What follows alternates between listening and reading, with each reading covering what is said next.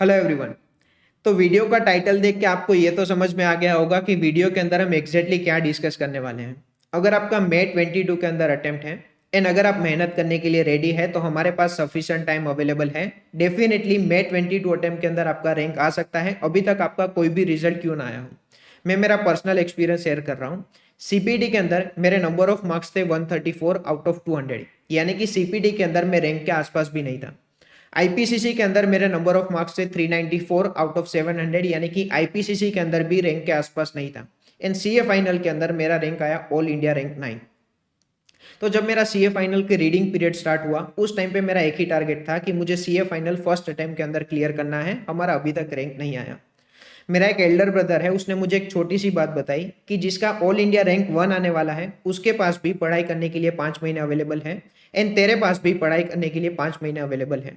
जिसका all India rank 1 आने वाला है वो भी दाल चावल रोटी सब्जी खाएगा और तू भी दाल चावल रोटी सब्जी खाएगा। दोनों के अंदर सिर्फ फर्क इतना है कि अगले 5 महीने को कौन किस तरह से यूटिलाइज कर रहा है।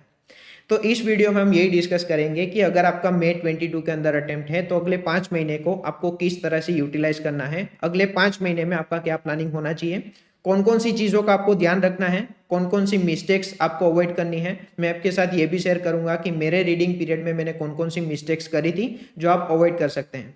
तो जनरली तो मैं ये नहीं बोलता कि मेरा पूरा वीडियो देखो। आज तक इनफैक्ट एक भी वीडियो में मैंने ये नहीं बोला है कि मेरा पूरा वीडियो देखो, पर ये वीडियो में मैं आपको बोल रहा हूँ कि आपको ये पूरा वीडियो ध्यान से देखना चाहिए। स्टार्ट करते हैं। आपका आइडियली 5 महीने में नेक्स्ट प्लानिंग क्या होना चाहिए। अगले 5 महीने अगर आपने सही डायरेक्शन में सही तरीके से मेहनत कर ली है तो अगर आपका रैंक नहीं भी आया तो भी आपका नेगेटिव रिजल्ट आने के चांसेस बहुत कम हो जाएंगे। एंड मैं तो आपको एक ही एडवाइस दूंगा कि अगर आपका अटेम्प्ट मे 22 में है तो आपके पास सफिशिएंट टाइम अवेलेबल है। आइडियली आपको रैंक के लिए एम करना चाहिए। अगर आप कोई बड़े लेवल का टारगेट सेट करेंगे एंड उस हिसाब से मेहनत भी करेंगे तो शायद रैंक नहीं भी आएगा ना, तो भी डेफिनेटली आपका पॉजिटिव रिजल्ट तो आ ही जाएगा। तो रैंक का एम करने में नुकसान कुछ भी नहीं है। मे 22 अटेम्प्ट है तो आइडियली आपको रैंक के लिए एम करना चाहिए। सबसे पहले हम ये डिस्कस कर लेते हैं कि ये जो भी रिवीजन प्लान मैंने बनाया है वो रिवीजन प्लान के पीछे का लॉजिक क्या है। वो लॉजिक अगर आपको पता होगा तो ये रिवीजन प्लान के अंदर आप अपने हिसाब से मॉडिफिकेशन कर सकते हैं। ये रिवीजन प्लान कभी भी सारे स्टूडेंट्स के लिए जनरल नहीं हो सकता। कोई स्टूडेंट बोलेगा कि ये पर्टिकुलर सब्जेक्ट कंप्लीट करने के लिए मुझे ज़्यादा दिन लगते हैं, कोई स्टूडेंट बोलेगा कि ये पर्टिकुलर सब्जेक्ट के अंदर मुझे कम दिन लगते हैं। तो ये जनरल प्लान नहीं है, स्टूडेंट वाइज डेफिनेटली डिफर करेगा, पर आपको मैक्रो पॉइंट ऑफ व्यू से क्लियर होना चाहिए कि आपकी पढ़ाई की प्रोग्रेस कितनी हो रही है। एक बार रिवीजन प्लान के पीछे का लॉजिक क्या है वो डिस्कस करते हैं। तो देखो, ये रिवीजन प्लान एंड होगा 22 को, हमारी एग्जाम कंडक्ट होगी मई में। तो मैंने इंटेंशनली ये पर्टिकुलर प्लान को एंड किया है 22 को। उसके पीछे का लॉजिक है कि कभी भी हो सकता है रिवीजन 1 के अंदर ज़्यादा नंबर ऑफ डेज लग जाएंगे, रिवीजन 2 के अंदर भी 3-4 दिन एक्सटेंड हो सकते हैं, तो हमारे पास थोड़े दिन का बफर होना चाहिए। नॉर्मल लॉस को हमें कंसिडर करना होगा। कभी भी ऐसा भी होगा कि आपका फ्रस्ट्रेशन लेवल नेक्स्ट लेवल जा चुका है, आपको पढ़ाई करने का मन नहीं कर रहा, आपकी तबीयत खराब हो चुकी है, वैसा भी कुछ हो सकता है। तो नॉर्मल लॉस को यहाँ पे हमें कंसीडर करना होगा। पर एक चीज का ध्यान रखना, ये रिवीजन प्लान में से जिस दिन आपको जेन्युइनली लग रहा है कि आपको ब्रेक लेने की जरूरत है, आपको थोड़ा बहुत फ्रेश होने की जरूरत है, उसी दिन आप ये रिवीजन प्लान में से ब्रेक लेना। अदरवाइज आलतू फालतू रीजन की वजह से ब्रेक लेने की जरूरत नहीं है। जिस दिन आपको जेन्युइनली लग रहा है कि आपका फ्रस्ट्रेशन लेवल एकदम इंक्रीज हो रहा है या तो आपकी तबीयत खराब हो रही है, उस दिन आप थोड़ा बहुत ब्रेक ले सकते हैं। अदरवाइज आलतू फालतू रीजन की वजह से बिल्कुल भी ब्रेक मत लेना कि ये फ्रेंड के बर्थडे में जाना है या तो ये शादी अटेंड करनी है। देखो, सीए फर्स्ट अटेम्प्ट में क्लियर भी करना है, रैंक भी लाना है और ये शादी भी अटेंड करनी है, ये सब चीज़ एक साथ नहीं हो सकती। मैं आपको जेन्युइनली एडवाइस दे रहा हूँ कि जिस दिन रैंक आ जाएगा ना, रैंक छोड़ो, फर्स्ट अटेम्प्ट में अगर सीए क्लियर भी हो जाएगा ना, उस दिन आपकी खुशी नेक्स्ट लेवल होगी, उस दिन माहौल ही पूरा अलग होगा। और एक और पॉइंट बोल देता हूँ, मैं ज़्यादा ज्ञान दे रहा हूँ पर एक छोटा सा पॉइंट लास्ट बोल देता हूँ। जितने भी लोग मार्केट में सक्सेसफुल हुए ना, वो सारे सक्सेसफुल लोगों से हमें एक चीज़ सीखनी चाहिए कि वो लोगों को दिमाग के अंदर एक चीज़ 100% क्लियर है कि कौन सी चीज़ कौन से टाइम पे करनी है। वो लोगों ने अपने दिमाग के अंदर प्रायोरिटी 100% सेट करके रखी है और वही चीज़ हमें हमारी ज़िंदगी में इंप्लीमेंट करनी चाहिए। कौन सी चीज़ को कब प्रायोरिटी देनी है वो हमें क्लियर होना चाहिए। अभी ये इस टाइम पे हमारी प्रायोरिटी होनी चाहिए कि हमें रिवीजन प्लान फॉलो करना है। मे 22 अटेम्प्ट के अंदर हमें रैंक लाना है या तो फर्स्ट अटेम्प्ट में क्लियर करना है।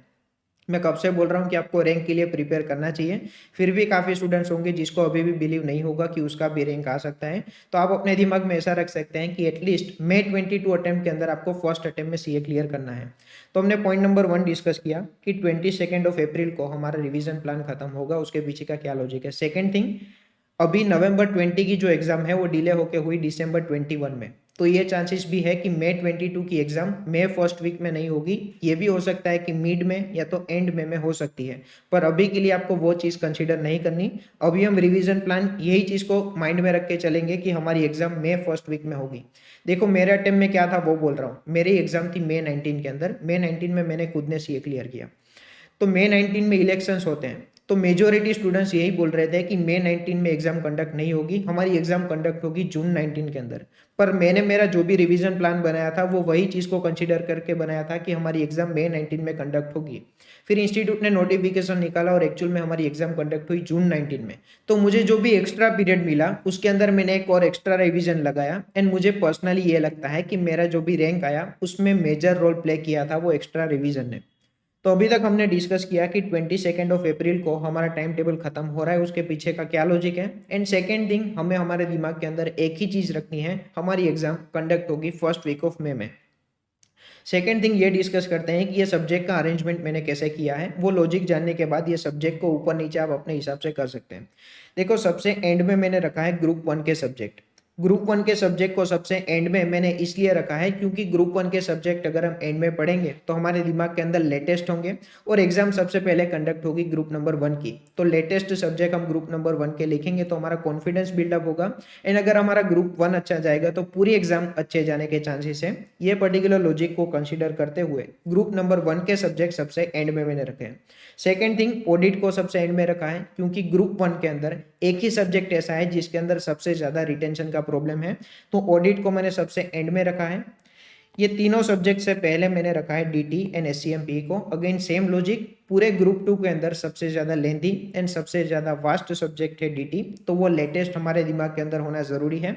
एंड डीटी से पहले है एससीएमपी। आजकल एससीएमपी का पेपर भी काफी ज्यादा डिफिकल्ट निकल रहा है। तो ये पर्टिकुलर लॉजिक को ध्यान में रखते हुए ये तीनों सब्जेक्ट से पहले मैंने रखा है DT and SCMP. Second thing, SFM and elective ऐसे सब्जेक्ट हैं जिसके अंदर रिटेंशन का ज़्यादा प्रॉब्लम नहीं हो सकता, तो उसको मैंने सबसे स्टार्टिंग में रख दिया है क्योंकि इसके अंदर रिटेंशन का प्रॉब्लम नहीं हो सकता। बीच में अगर गैप भी आता है तो हम एग्जाम के अंदर इजीली रख सकते हैं। तो ये पर्टिकुलर लॉजिक को अप्लाई करते हुए मैंने सब्जेक्ट का अरेंजमेंट किया है। इसके अंदर आप अपने हिसाब से भी रीअरेंजमेंट कर सकते हैं। फॉर एग्जाम्पल, अगर आपको लग रहा है कि आपको डी के अंदर कम कंफर्ट है एंड एफ के अंदर ज़्यादा कंफर्ट है तो आप डी एंड एफ को इंटरचेंज कर सकते हैं। लो एंड डी को इंटरचेंज कर सकते हैं। एससीएमपी एंड डी को इंटरचेंज कर सकते हैं। एसएफएम एंड आईडीटी को इंटरचेंज कर सकते हैं। इलेक्टिव एसएफएम को इंटरचेंज कर सकते हैं। सब्जेक्ट के अंदर कॉन्फिडेंस कितना है, सब्जेक्ट के ऊपर कंफर्ट कितना है, उसके बेसिस पे आप रीअरेंजमेंट डिसाइड कर सकते हैं। रिवीजन 3 के अंदर जो भी अरेंजमेंट होगा वही एज इट इज अप्लाई होगा रिवीजन नंबर 2 के अंदर एंड वही एज इट इज अप्लाई होगा रिवीजन नंबर 1 के अंदर। रिवीजन नंबर 1 के अंदर हमारे टोटल नंबर ऑफ डेज होंगे 71।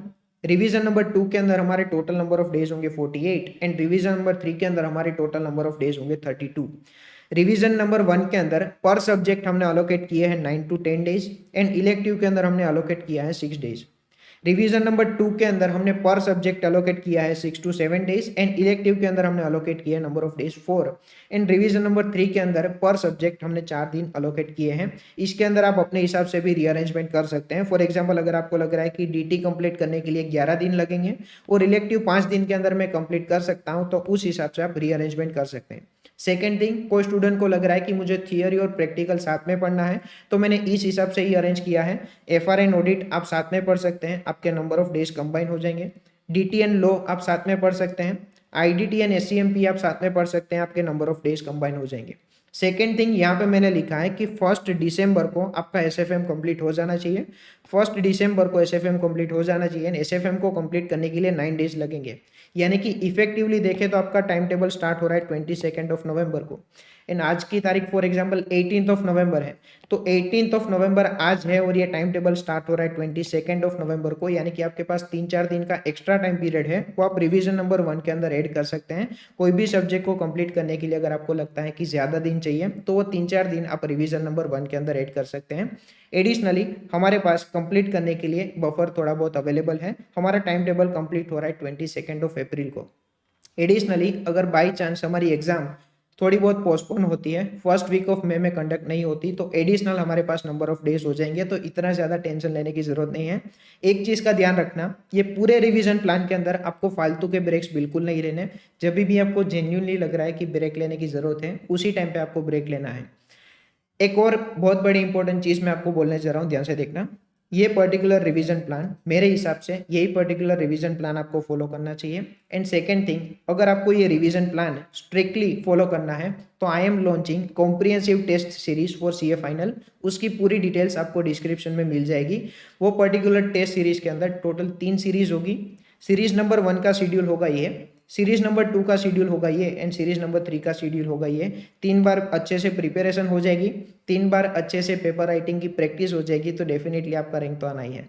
Thank you so much, see in the next video, all the very best.